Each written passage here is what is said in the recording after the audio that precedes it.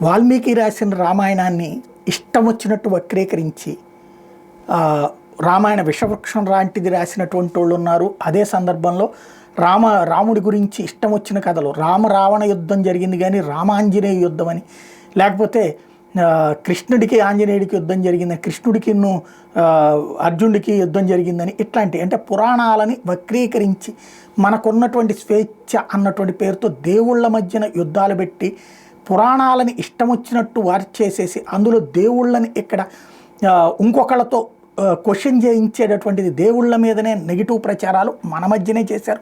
మన తెలుగు భాషలోనే అనేక సినిమాలు తీశారు, మన దేశంలో ఉన్నటువంటి అనేక భాషల్లో అట్లాంటి సినిమాలు తీశారు.